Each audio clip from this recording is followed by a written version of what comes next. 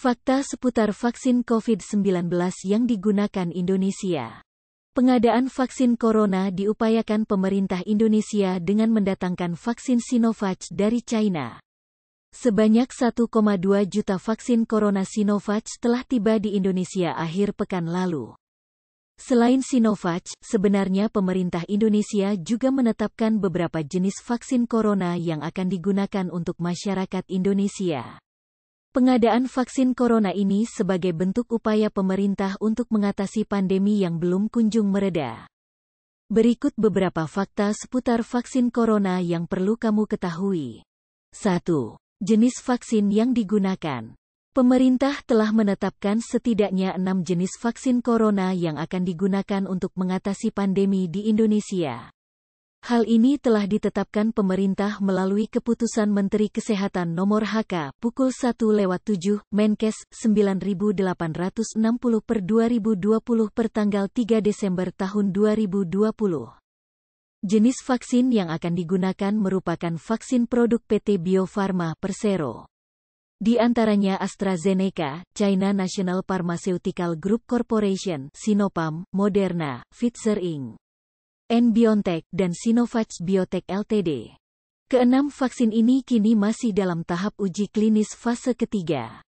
Dalam surat keputusan tersebut disebutkan bahwa penggunaan vaksin corona hanya dapat digunakan setelah mendapat izin edar atau persetujuan penggunaan darurat dari Badan Pengawasan Obat dan Makanan.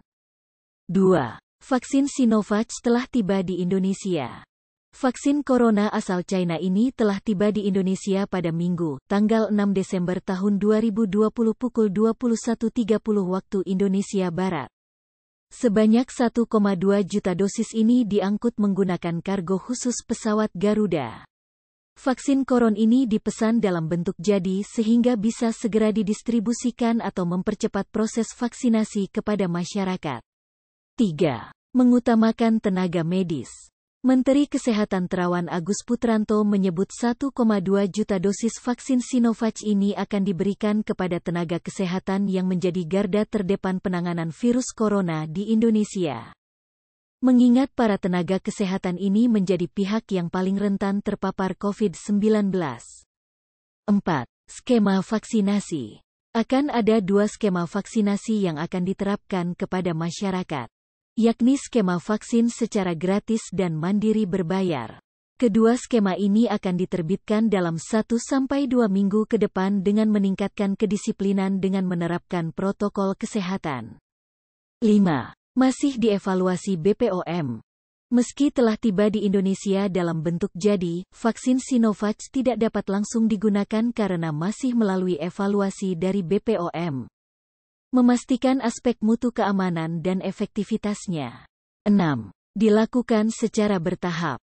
Proses vaksinasi akan dilakukan secara bertahap lantaran belum memungkinkan untuk dilakukan serentak. Di tahap pertama ini sebanyak 1,2 juta dosis vaksin Sinovac dikirim dalam bentuk jadi.